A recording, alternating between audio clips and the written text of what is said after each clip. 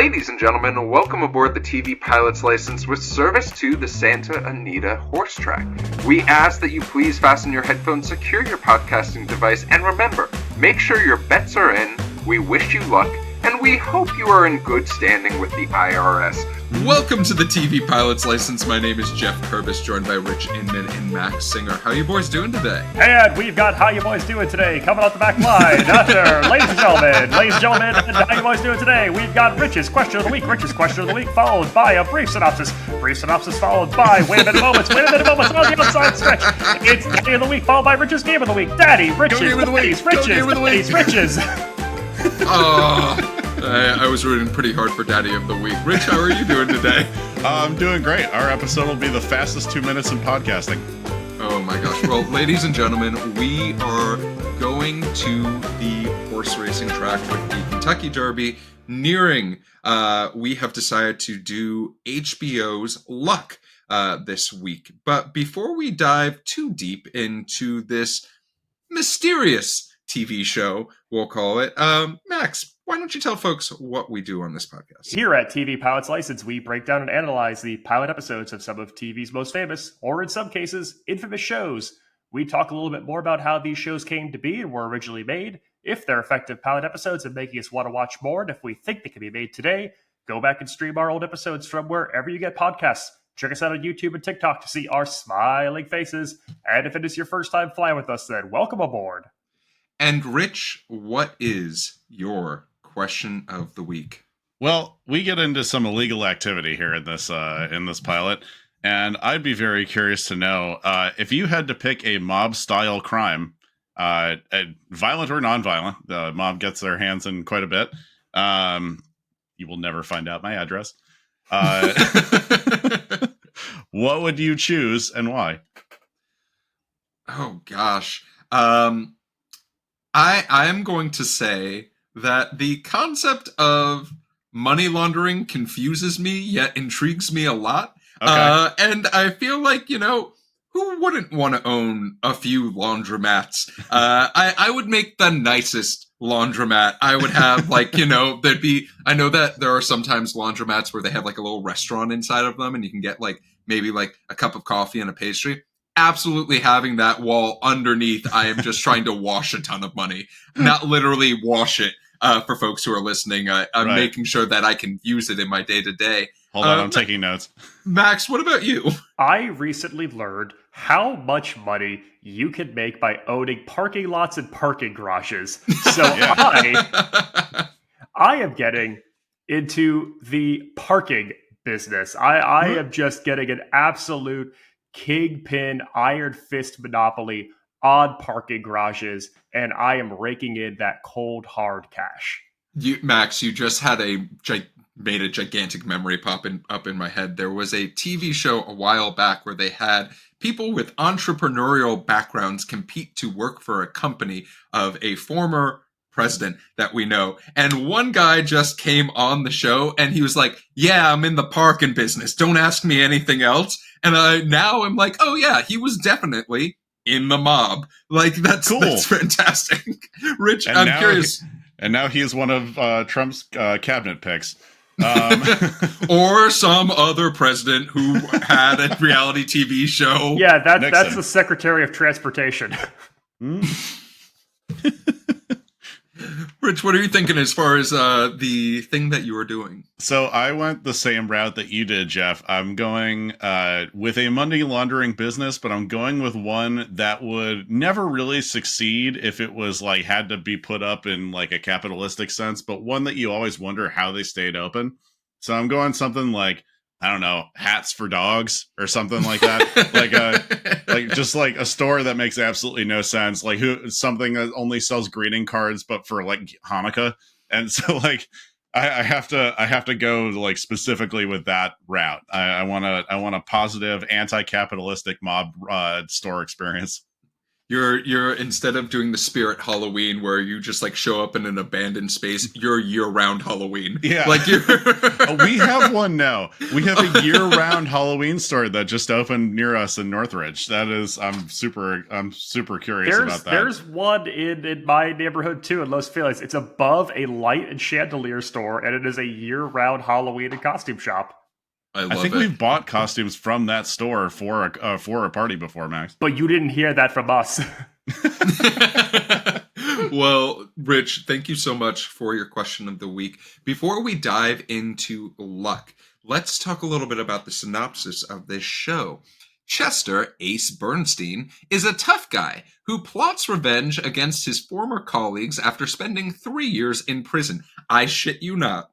That is the description for the show. Oh, what? And there is not a mention of horses. There's not a mention of gambling. There's not a mention of a lot of things that we saw in this pilot. So, Max, where did this synopsis go wrong, and how did this show get made? So today we are talking about the pilot of HBO's Luck, which premiered on January 29th, 2012, although it did get an advanced screening the month before. And we're going to be talking about the show's creator, someone who will be familiar to TVPL listeners, I guarantee it, one David Milch. Yeah. Milch is the creator of shows that absolutely no one saw, like NYPD Blue and Deadwood, along with the greatest, most successful TV drama of all time, John From Cincinnati. Yeah. Ringing the John From Cincinnati alarm. Go check out our episode on John From Cincinnati, please. No one else did. No, people listen to it. I promise people listen to it. Milch says that for 25 years he wanted to create a TV drama set in the world of horse racing, inspired by days he'd spent watching races at the track in Saratoga with his dad as a boy. Milch himself is the owner of 2 former Breeders' Cup champion horses, and by his own accord says, quote, "The track is to him as the river was to Mark Twain." What? That's very poetic. I like it, but that's insane. That's also a little sad. What that implies is horrifying. Oh, yeah, research was done. The series was picked up to series order in July 2010 with Academy Award-nominated director Michael Mann at the helm, known for his work on films like The Insider, Heat, Last of the Mohicans, and more. The show is known for being a stickler for visual details, a fact that may have been its undoing, with Mann and Milch running horses for up to a third of a mile around the track for multiple takes to achieve realness and allow for individual takes of particular horses as opposed to filming a thundering mob from above like you may see on TV horse racing. It is estimated by the time production wrapped that 2,500 horse races were completed for the show's filming, and there was a contentious relationship. Did you say 2,500? 2,500 takes. What? There was a contentious relationship between production, the network, and reps of the American Humane Association on set. We will get into all of that a little bit later on. I do not want to ruin the next 40 minutes for you if you are not familiar with this show. Whoa. So, okay. Max, thanks for that background on this show, and thanks for letting everyone know that there are horses involved in this show. Let's talk a little bit more about this pilot. And this is one of those pilots, it's about 55 minutes long, that is chock full of a ton of detail, a ton of characters. But let's, go over the bigger brushstrokes of what we saw in today's pilot, which is Dustin Hoffman is in this pilot, and he is playing a grizzled up, former convict who has just come out from his first day in this really nice introduction, I feel like, to Ace. Like, even though we don't learn a ton about the person, we get a lot of ideas of this is a man who is seeking to get back into the business of horse racing, even though he might technically not be allowed to.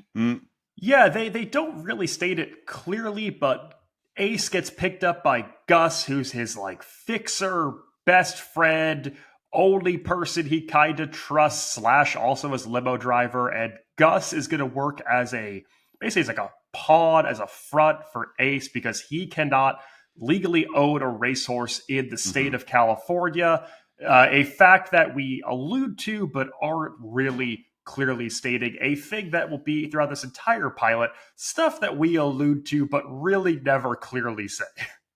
Yeah, this show, for those who have never seen the pilot before, it has a very top-heavy cast, I will say, where there are a lot of names that you will recognize. There are a lot of faces that you will see that you're like, holy shit, this person's like Dennis Farina plays Gus. And you're like, Dennis Farina, what are you doing here? Like, Nick Nolte then appears in the next scene, and you're like, Nick Nolte, what are you doing here? You even go down the line on this show, and you have people who are like emerging stars, like Carrie Condon, who's going to get an Oscar nomination a decade later for Banshees of Inisherin.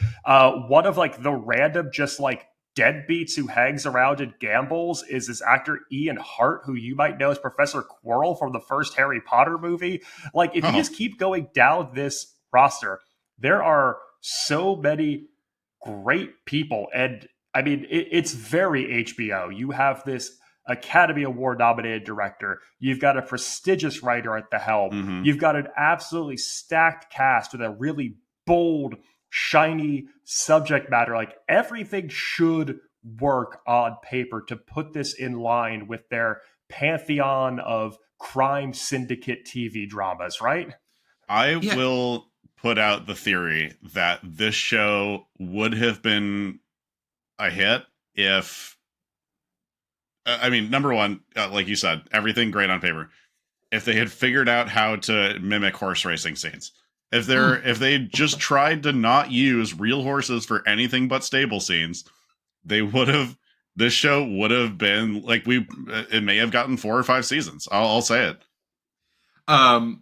So I will say that one of the things that I noticed right after we meet Ace and we get the idea of Gus, one of the notes that I have, and a question for you two, was, did you find the horses being washed and cared for scenes a little bit overly sexual? Like, there were some moments in there where I was just like, are we trying to get horny for horses in this pilot? Are we trying to like set up the idea that like, ooh, look at that horse being washed and being to brushed? Our listeners at home, to find this episode, please search hashtag horny for horses on all search engines. Thank you, Max. That's hashtag horny for horses for this week's TVPL.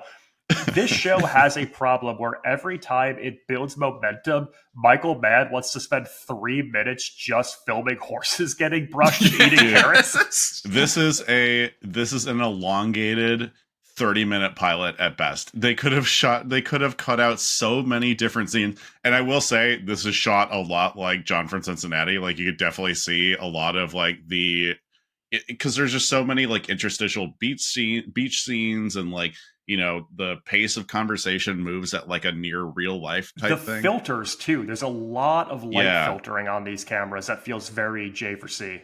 And I get like Milch's appreciation for the actual animals themselves. Like, it is something that probably, you know, in a way that like dog track racing is kind of like gone the way of the dodo at this point. Like, it is like almost no states allow it anymore. It is, you want to show any appreciation for the actual animals doing it and not just like the horrible conditions in which they're forced to live. And this is a lot more glamorous than dog racing, because dogs are literally muzzled and then basically imprisoned between you racing. Can see the amount of respect that they have for horse racing throughout the show, and I hate to say the cast of characters that you might see at a horse track, but having the various different perspectives on the show of, you know, we have Nick Nolte, who seems to be almost like this horse whisperer, who throughout this pilot, we get the idea that he's been involved in horse racing a long time, but maybe he's seen as a little bit of a legend that has lost his way. Meanwhile, we have John Ortiz playing Toro Escalante as this like the horse trainer that is like people care about and really are in the know. Meanwhile, like one of the things that I love, and like I know that we've talked about, how do you show a horse running and also care for the animal at the same time? That first scene where we see a horse truly running on the track, we see Carrie Condon's character running this horse, and like maybe Nick Nolte's being so careful about this horse. it was gorgeous. Like the way it was filmed was truly, it brought me nostalgia for like going to a horse race at the track. I'm gonna devil's advocate you. I really don't like the way they film the up close horse racing. There's these odd, like muted color filters. The cameras are really shaky. It's like there's a guy with a handicap on another horse trying to keep up with the racing horse. That could have been the case. Yeah, based on the background that you just gave, there's a good chance that that's how they filmed it. They're just on a dolly cam horse. The horse is on a dolly. But it's one of those things where like when we're talking about racing or anything like that, as the audience, we're used to these smooth shots and these very like clean lines and sort of like that. And it is almost a violent thing. Getting that perspective of the amount of force that you are feeling in that racing was nice. It like, yes, we're going to talk about why it probably was the undoing of this show later, but it was a really great way to almost give the audience a chance of getting that boost of adrenaline of like the stakes that are involved in just a single lap around the track. Everything that we're saying though in these first couple minutes is both the gift and the curse of luck, horses aside.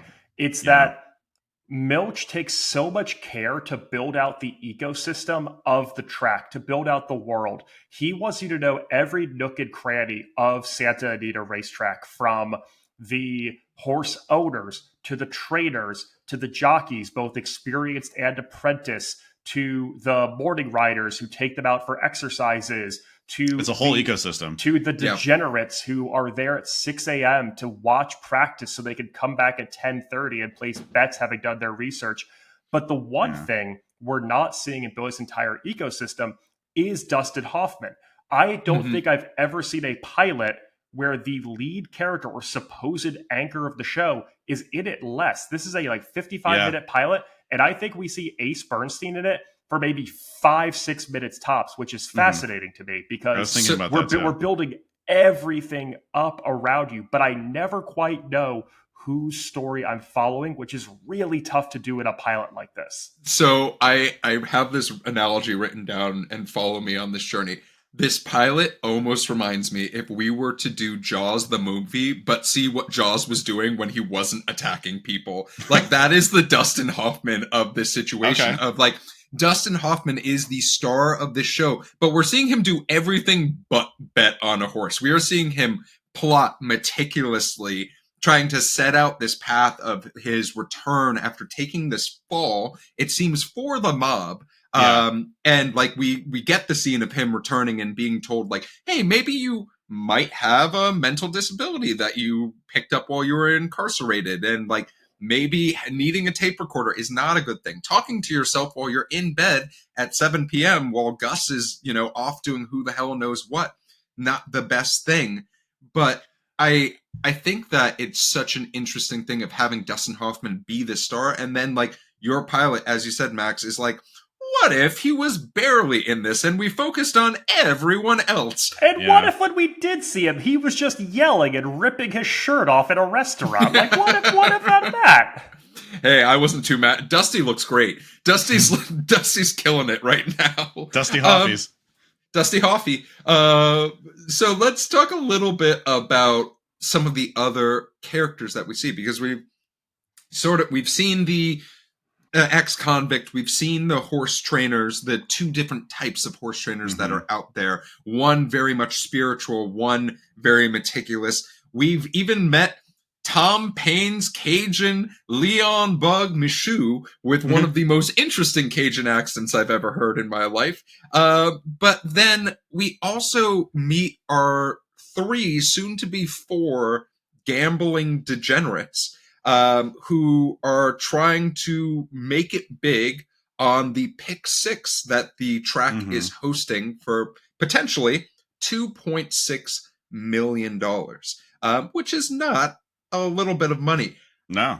What did you think of this plot, of this group of characters being a part of the show? Because yes, it's necessary to have gambling degenerates, but also there was something of me that was like, do they need to be this dumb as a group of people. They or, seem very look that way. Like do they need to make me feel that bad about myself that like Just really quick for the listeners at home, because the show doesn't do the best job of explaining how this works either. A pick six is where you pick the 6 winners in a row of horse races, and you can pick multiple horses that you think are going to win. You just bet more for each of those races. So they put down, I think it's like a combined $870 something with the hopes of winning upwards of like 2.6 million if this hits. Yeah. I was pretty confused on this as well. It's a lot of really, really tired looking men scribbling things on napkins to tell you exposition in this show.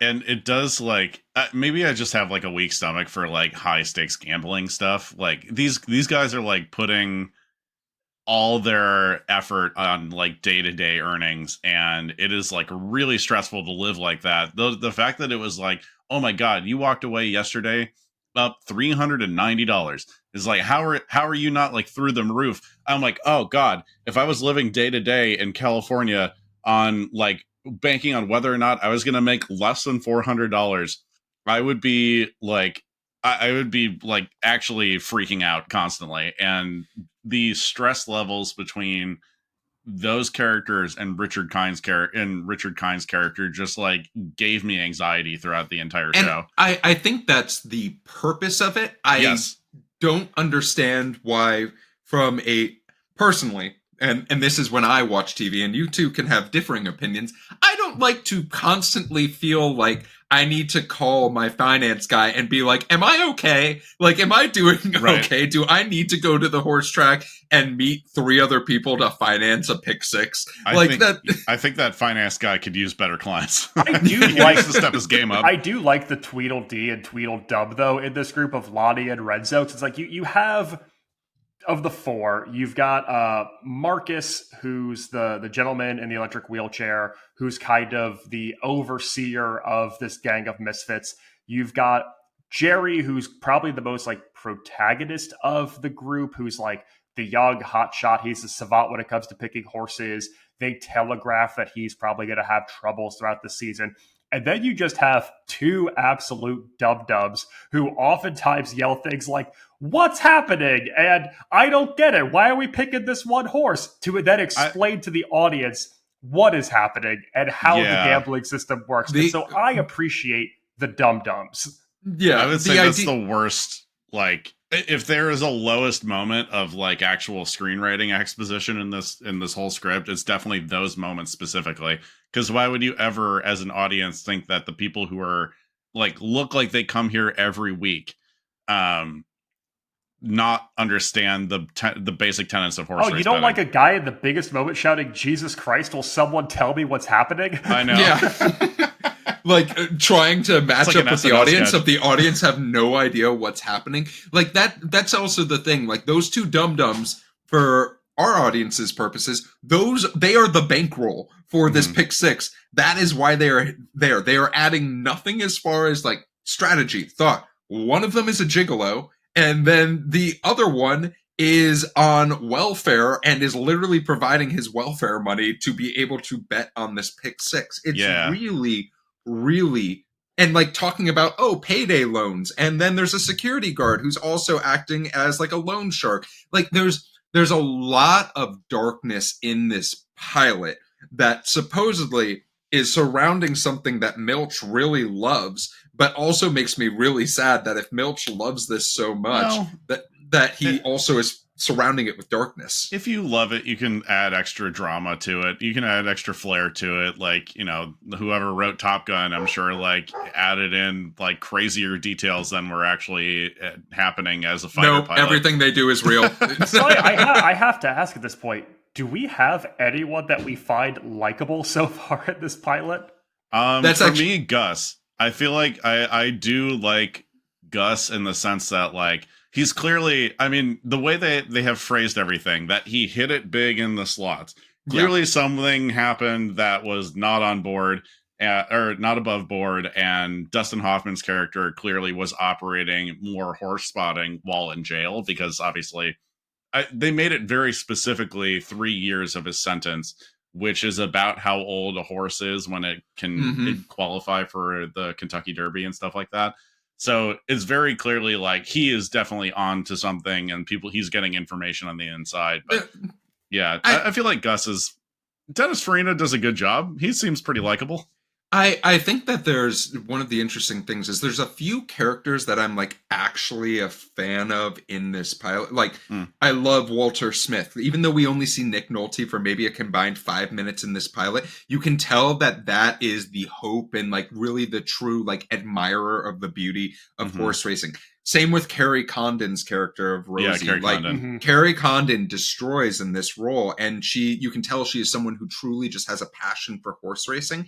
And like, I'll even give some flowers to Tom Paine, because there is a scene in this show that is really, really upsetting, that I don't want to talk about too much, but it's important because we show how much the character cares about the horses that he is riding and the passion for it. It's the people who are truly the heroes of the show, it seems like, are the ones who are passionate about the animals themselves. They aren't corrupted by the gambling aspect of it. They don't care about the money. They care, and they care about the love of the sport. Nick Nolte's character specifically. Yeah, and that is such an important part of this show that maybe we just didn't get enough of in this pilot as a whole. If you care enough about a horse to put your arm inside its ass to the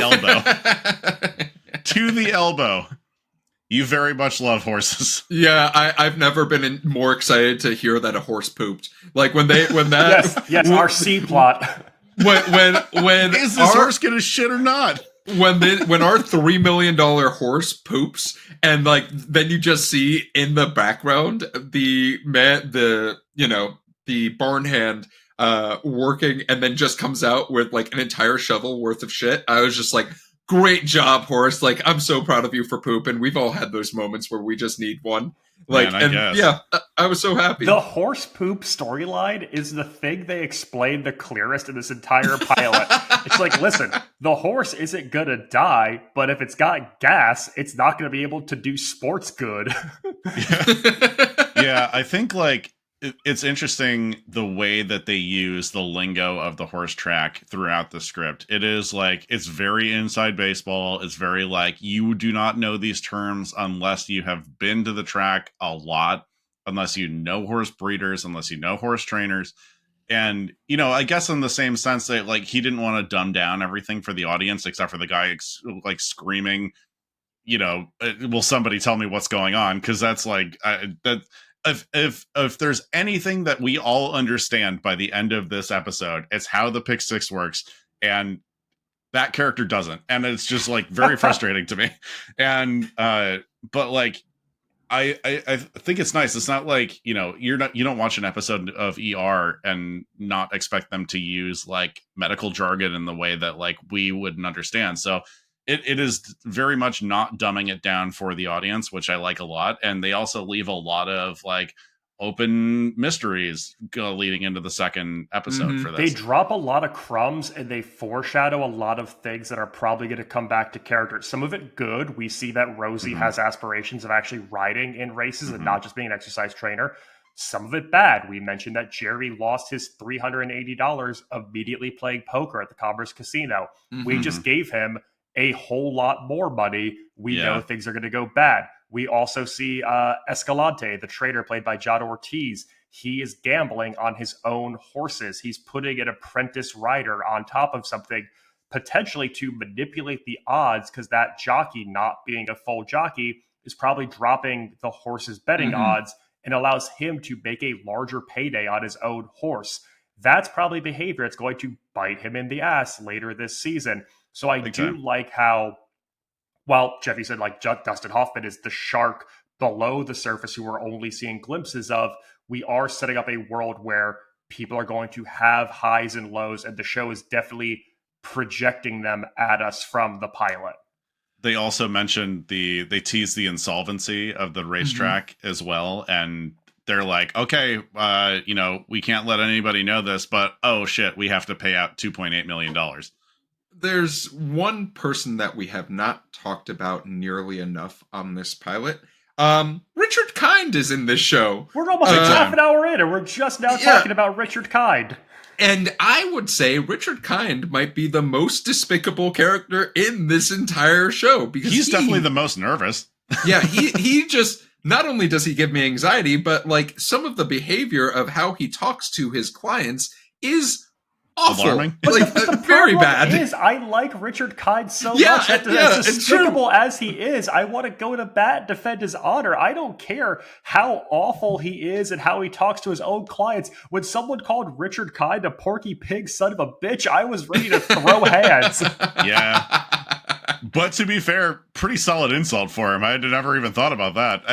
Also, like, I guess it just speaks to the writing and his own acting that like takes a lot for me to dislike Richard Kind doing anything, and they made him like a real prick. Dare I say he was Richard Mean? God damn it! Oh my gosh! Well, it's rare that I just take. You want to see Richard Mean? I just took the wind out of our sails. That's rare. Oh God. Well, gentlemen. We do leave with these cliffhangers. We do leave with what is going to happen in this show. But let's talk a little bit about things that maybe we loved about this pilot that didn't get a lot of shine, that maybe we didn't focus on too much.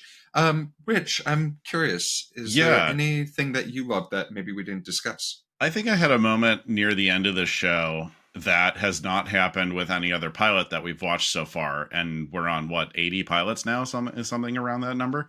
I actually cried in the scene where they had to put the horse down. Yeah, and it was extremely moving. It was extremely devastating. I don't know how much of that felt real, because how do you train a horse to do that, to like keep their eyes like open for a certain amount of time? It was number one, really gruesome to actually see the leg break in the horse. Like that was really horrifying. I actually had to turn away from the TV for a little bit. And then, but yeah, it was just like, when you look at all the chaos of like employees at the racetrack on the take, secret information being thrown around, people placing bets illegally, people obtaining money illegally, the mob is involved, the horse is basically used for money laundering. Like there's so much going on that you completely lose sight, except for Nick Nolte's character, of the actual humanity of the horse itself. Not humanity, but you know what I mean. And you do lose the thread of these are animals. These are animals that are bred specifically for this. And there is like a human cruelty involved with this lifestyle. And the fact that you see one of like the horses that is basically like a star of the show, I guess, break its leg on the track and then have to be put down, and watching the jockey, because they put up the screen so no one there has to like watch it happen. But the camera choice of putting the camera behind the screen so you can see both the vet tech and the jockey itself, like make sure the horse is calm while they put it down, is fucking heartbreaking. And I will say that they do a really great job of this particular scene, because it is absolutely devastating, and people should understand the cost of what they're doing with these horses. Yeah, Rich, I couldn't agree more. That was a moment where you could see the appreciation for the sport, but also the dark side of this sport spun into it's kind of only like, dark side. Yeah. Max, I'm curious about from you. What were some things that you loved about this pilot? I have two. The first one is the final moments of this pilot with Ace and Gus in the hotel suite at the Beverly Hilton. And Ace is just trying to get caught up on Gus's day at the track, and they share a drink and make jokes about the size of goat testicles, and we kind of fade out from there. It's that other side of Ace. It's rounding his character out a little bit more, and it's the one moment where this is just a man who spent 3 years of his life lost to the penal system, and he just wants to make some small talk and share a laugh and share a glass of whiskey with the one person in his life that he still has trust for. Mhm. And that's just kind of a nice way to fade out after seeing this horrific, traumatizing event, as Rich described. Yeah. The other thing for me is I could watch a full hour of Nick Nolte just talking at horses. It's oddly soothing. It is so like wondrous and enchanting and intoxicating. I don't know what he's saying. He's not talking with these horses. He's just kind of waxing poetic at them. But in the same way that we get hypnotized by like a Matthew McConaughey Lincoln commercial, I could just watch Nick Nolte muse at a horse for a full hour with that gruff exterior.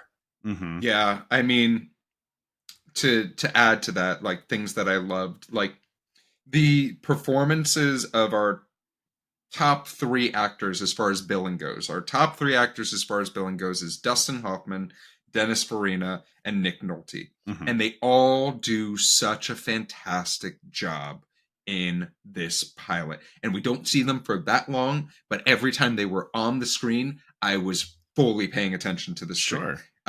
And that's hard to do. There are a lot of distractions, but when I see someone who is acting their ass off and like truly a master at it, you just have to appreciate that. And that is, that's hard to do, but they absolutely destroyed. Let's talk about wait a minute moments, and sure. we can try to be a little bit lighthearted about this, but what would you say were some things that caused you pause in this pilot? The most heavy-handed moment of this entire hour for me has got to be when our Railbirds hit their pick 6 and Jerry gets up and starts singing God Bless America to himself under his breath. What the fuck is that music choice? It is so ham-fisted. It is so over the top. It is such an insane choice that in this moment, this man just starts singing God Bless America. It's not even a metaphor. I couldn't understand it. Do you think he watched, whoever wrote that particular scene watched Christmas Vacation, and when the grandma starts singing the Star Spangled Banner when the reindeer go? But it's the music in general in this show. It's like we're like 6 minutes in and they start bringing out I'd Rather Go Blind by Etta James, which is an amazing song, but it's such a ballad that we're like 6 minutes in and we're just showing a montage of horses getting groomed while a ballad plays. It's like, we got to get some momentum going here. Like I need to see some thunder on the track. And it's so interesting because I like to think that HBO has sort of mastered the art of intros, like to their shows. Like you can think of things like Game of Thrones, you can think of things like Deadwood or Sopranos. And the starting song for this pilot, the intro for this pilot is really, really good. Like it is, I enjoyed it a lot. I thought it gave a nice sense of the idea of like different, like maybe it felt was like it a little Sopranos. Was it a little bit ham-fisted as far as like the different signs of luck and like trying to like imply like this show's all about luck? One of those signs though was a bar that used to be near where I live that was called Good Luck Bar. That was like kind of like a weird retro pseudo I've been there with you. Tiki-ish bar that Mark Ruffalo used to be a bartender at for a long time. And I had a lot of blended cocktails there in my 20s. It was very sad to see it close, and I'm glad to see its signage featured in the pilot for luck. I guess any other wait a minute moments from totally. each of you? Go for it, Rich. I have several. Number one, I hated the opening title. I really hated that song. It was just so slow. It was way too... Okay, the entire pilot is so slow. It is clearly something that they're like, hey, we have more time to fill before we like turn off HBO for the night. Like it is, like we need a full hour. It is not a full hour long pilot. I will say too, and Geoff, this is like one of the first times that like we've really disagreed on acting choices. I absolutely could not stand Dustin Hoffman's character in this show. There is something about his acting choices that he has no idea what this character is supposed to be yet. And it's so weird to watch someone who I love as an actor, who obviously has like all the bona fides you could possibly imagine. This should be like a surefire thing for him. He should be able to nail this without a doubt. I have no idea what his character is supposed to be. And it's because he just like, he'll have like these moments of comedy that are just like in response to like escalations from other actors. And like the one moment specifically that I'm thinking of is like he's talking to the mob boss and he's like, I shrunk, I gotta get new shirts. And I'm like, like that's it is so, I don't know, it's so incongruous with like the actual scene and what the character should be feeling. He just burst out in anger a second ago. Did it feel like having Dustin Hoffman was enough and then it stopped there? Like we've got Dustin Hoffman and like we don't have anything else, but like we've got the name and like that's good enough, so we're just gonna plug him in. Well, I think that character could have a lot of depth. Like he should have like a profound sense of vengeance. He should have a profound sense of confidence after being out again. He should have like, the really nice moment that you mentioned with Dennis Farina where they share that glass of whiskey was like really nice. That was like the only moment that I saw Dustin Hoffman's character really like make a little bit of sense. Everything else is so around all over the top.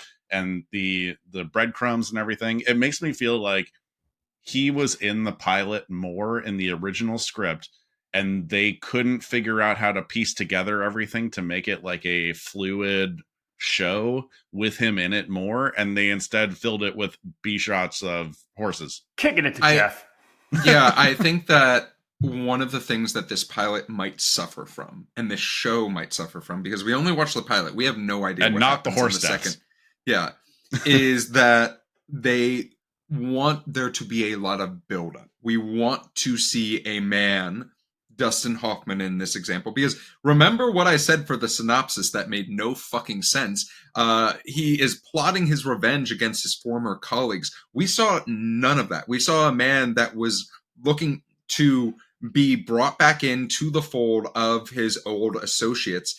And maybe, just maybe, the performances that we are waiting to see, using Dustin Hoffman at full strength rather than 50% or even 25% in all honesty in this pilot, just wasn't revealed. And maybe I have rose-colored glasses because I love Dustin Hoffman way too much. Yeah, dude. And you can't keep an ace in the hole. Yeah. You can. He was in the hole for 3 years. You can't hide your cards for an entire pilot, though. Like it's just not a good. This is where you buy the audience. I don't know. Yeah, Gary couldn't hide his cards either. He lost $300 at Commerce Casino. For myself, as far as wait a minute moments go, what the fuck did Bill Plaschke have to be in this pilot for? For those who are not familiar, there was a man who was talking about how the track was screwed. His name's Bill Plaschke. He is a writer for the LA Times, and he's a fairly famous sports journalist. And he just is in this pilot, and he gives one of the worst performances that you could have just given this to an actor. Yeah, Give it to like a normal actor. For fans of ESPN's sports commentary game show Around the Horn, you might recognize Bill Plaschke as a regular figure on it. And you also might recognize that he did not know how to deliver his line. So, Bill, who owes you favors? Who owes you favors, Bill? I want to know, and I want to yell at them. But as far as other questions, we have an in-flight question. This is a really fun one. We had actually two. We had one, which was, if you owned a horse, what would you name said horse? But the other question is, if you had to think about your sporting and gambling history, what is the best wager that you've won, or what is your best gambling win you have? And I'll kick us off because this one has to do with all three of us. When for my bachelor party way back when, we were in New Orleans during a basic a monsoon. Yeah. Now, during said monsoon, we did what any normal 20-year-olds would do, which is go and spend all of our money at a casino. Now, we went into a casino, and I said to myself, Geoff, you get $50. You get $50 to spend however you want. And I will tell you, I was at a blackjack table with two of our good friends, and we were all on a heater. Within 10 minutes, I had $350 in my hand. Hey. And then one of these friends, Glenn, cut the deck, and we all started losing within seconds. Like, he literally, we just, $350 went to $150 within 5 minutes. And I left the table. 2 minutes later, even though I was up $150, Sid and Glenn both walk towards me and say, we have nothing. Now, keep in mind, I believe one of the two of them was up $1,000. Oh, shit. So yes, that is a great little tale of. See, this is what stresses me out. I don't know when to walk away when you are up, because that's a very important life lesson and skill. Max, I'm curious, what is your story? I am just so low stakes when it comes to sports gambling. I don't think I've ever bet more than $10 on a horse the few times I've gone to the track, and it's never hit. I don't think I've ever bet more than $20 on a parlay only in Las Vegas in my life. Some of those have been like some real low stakes $20 parlays. I love the idea of joking about prop betting, but I am just so low stakes with it all. I'm the guy who, my first time I ever went to a casino, put down $100 at the table where you could play War at the Mirage in Vegas, and immediately lost $100 playing the card game War. I am not the person for this question, Geoff. Oh, you won the battle, but you lost the war. Hey. Rich, what about you? I would say the most exciting was. Give me 1 second. It's coming back to me. Oh, okay. So I was in Vegas for CES, the Consumer Electronics Show. It was for work. I had like $20 or $30 on me, and I decided to put it on a football game for that night. And we are packing up, and we're packing up our booth and everything. We're getting everything out of there. We are about to hit the road. I am driving a U-Haul back from Vegas to Los Angeles. I am sitting and watching a bet that I was almost sure was near 100% going to fail. And the team that I bet on was down 20 going into the fourth quarter. They mounted a comeback and hit a last second field goal. I make one of my coworkers wait with me for 30 minutes while this game goes into overtime, and they end up winning.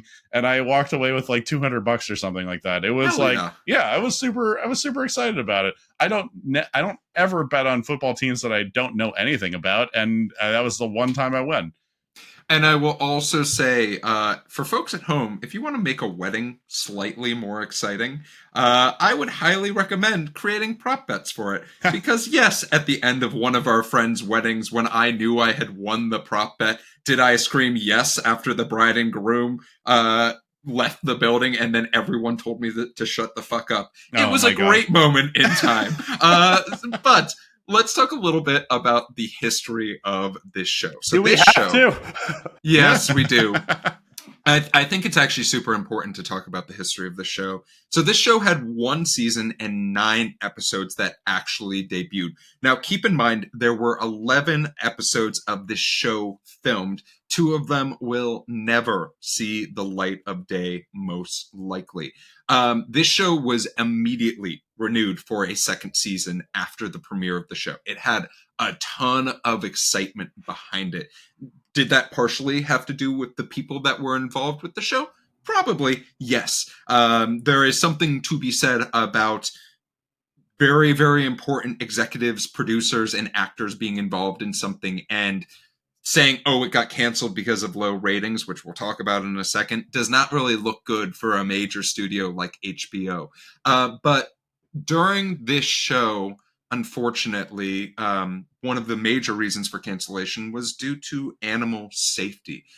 3 horses died during the filming of this show, and it's believed that it was caused by the way that the show was filmed, the horses misstepping. I don't want to get too deep into how that goes, but a horse knowing where it is stepping is super important, especially when it's in the running motion. 2 of the horses died in season 1. Supposedly additional precautions were taken in season 2. And then a horse died during the second episode that was being filmed for season 2, and they immediately shut down production and said they were shutting down the show because of it. So the show did end on a cliffhanger. The show itself used 50 different horses that were trained by a man named Matt Chu, and it was at the Santa Anita horse track, which is also has a very dark history behind it. And we can say maybe that was a part of it. In addition, there was a perfect storm, really, for maybe this was not a smart idea, and there were ways, maybe if you filmed it today, to do this differently to make sure that horses were not at risk. CGI horses would have saved this show for sure. Or, in all honesty, you could have just used old film from old races and then shown that instead. So that was actually what PETA wanted HBO to do. They lobbied to get them to use stock footage. Obviously, you have AHA reps whenever you're working with animal talent on set. From what I learned, it sounds like HBO and AHA had a little bit of a contentious relationship because this is a very large production with a limited time window to hit a debut time. There's a quote that I found from an executive producer in a memo. Unfortunately, delaying the horses on the track this week at the request of the AHA starts to jam us up. We absolutely need to find a way to augment the amount of horses we have to race, and the pressure is mounting each day to get this done. That memo came from an HBO executive producer after the death of a second horse while filming season 1. Yeah, they had, I might have said this, they had 50 horses. Even the trainer said only 45 of them are very comfortable with the system. So then you're saying 10% of your cast is not comfortable with how this is being filmed. And then from that 45, you probably, math. Let's talk a little bit about the numbers for the show, because the pilot had 1.14 million viewers, and that is on the initial viewing, which it's HBO. How is that for HBO? Not great, actually. Okay. Think about John from Cincinnati, I think, beat this pilot as far as viewership goes. Cream rises to the top, baby. But also, John from Cincinnati was, correct me if I'm wrong, right after The Sopranos ending. Yes, it was. But also, do you want to be the David Milch show that's following up his efforts on Deadwood, or do you want to be the new David Milch project following up his efforts on John from Cincinnati? Hey, you ride out a heater, dude. That's a win-win. So as far David as Milch is firing on all cylinders. So one of the interesting statistics that we've seen doing enough of episodes of this podcast is usually you want to aim for like keeping 60% of your audience by the time a season ends.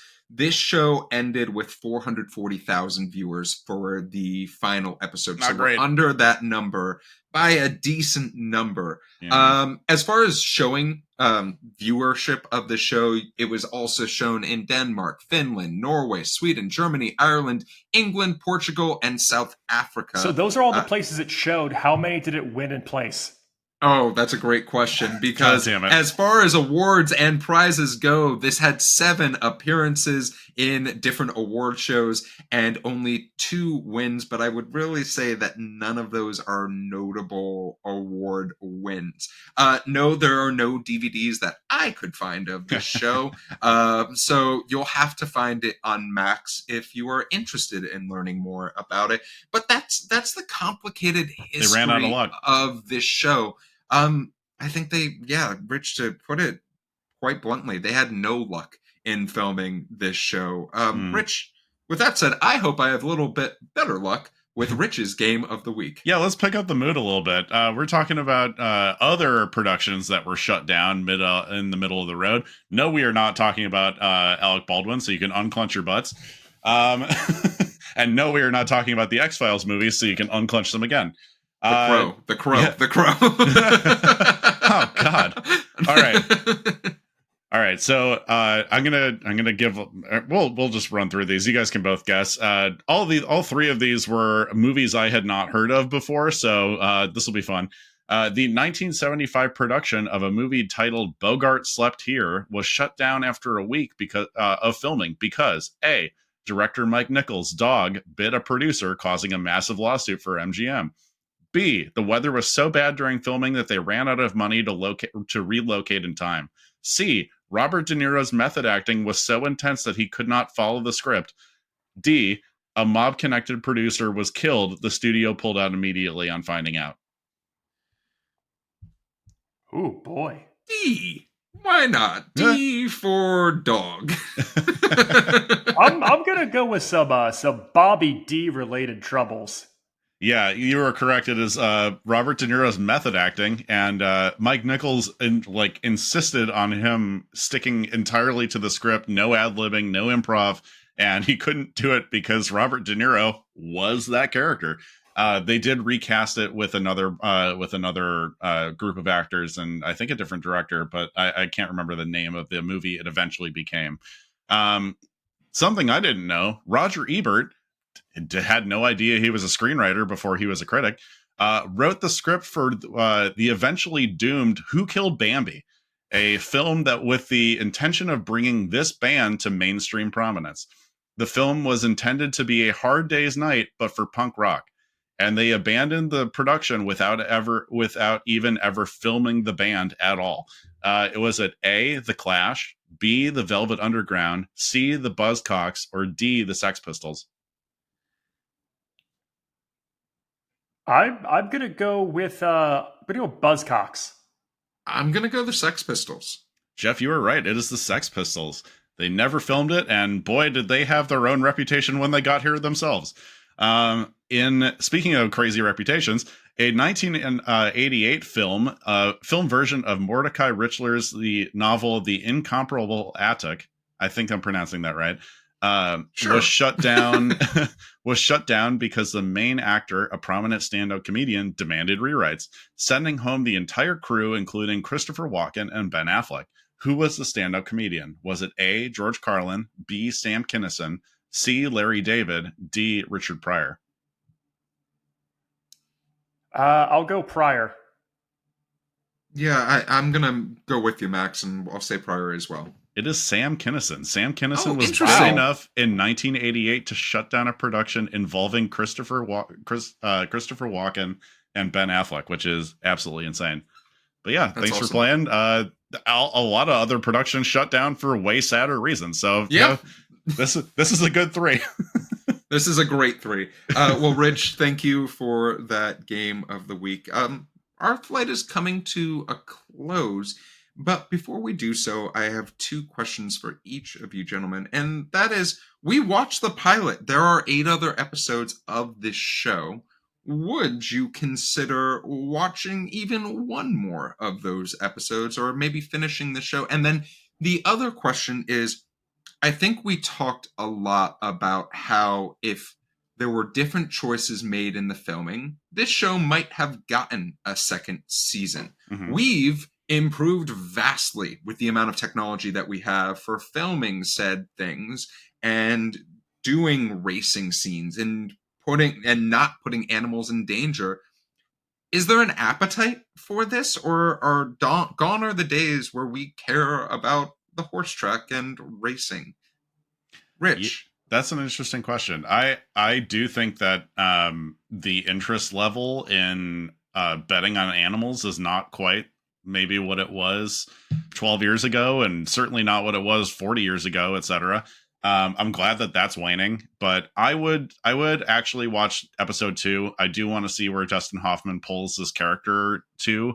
I also like just the fact that I had as emotional of an experience as I did watching that horrible scene of the horse getting put down. It feels like they are going to give more respect to it.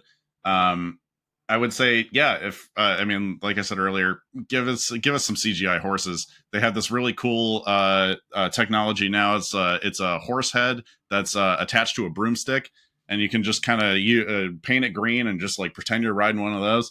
And and hop around the living room. And just do it safely. Do it safely, and this gets a second season for sure. Max, what about you? This one's going to be a no for me. It's a lot of threads, and I just don't feel like I have a POV that I want to continue to follow through. It's a lot of talking. It's a lot of people, and I'm just not sold on a narrative that I can attach myself to.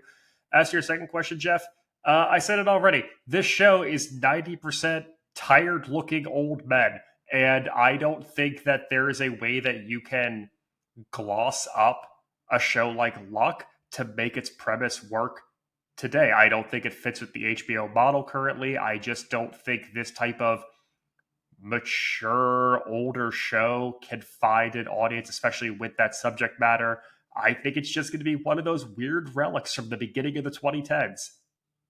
Yeah, and for myself, unfortunately, I have seen this pilot before. We talked about this pilot, and I'm super surprised.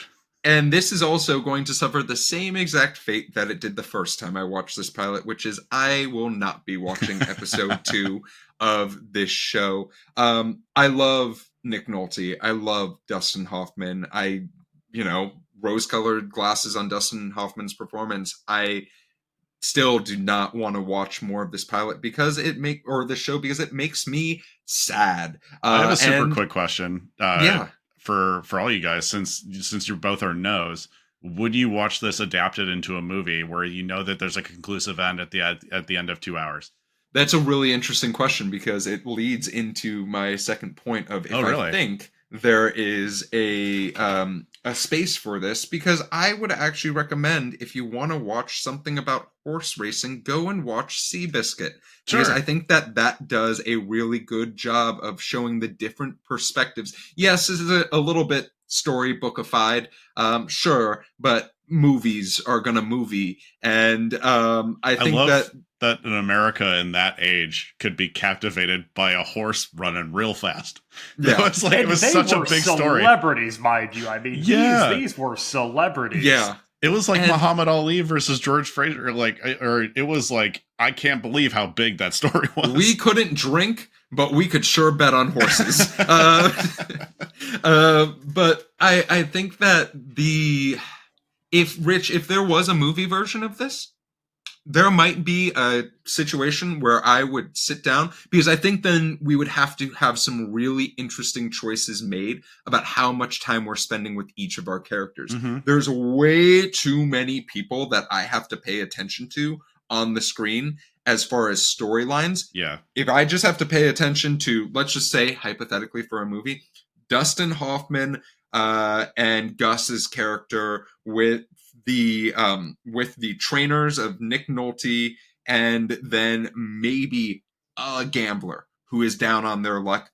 That's a really interesting movie to me. But there's too much, and I think we as a country have fallen out of love with horse racing, unless it is the Kentucky Derby and someone might be on the path to being a Triple Crown winner, which once that's out of contention, they've actually seen studies where just the interest in the television viewership tanks. Yeah, because for some reason, if a horse wins 3 races in a row, we are much more interested in that than anything else. But that is America loves fast horse.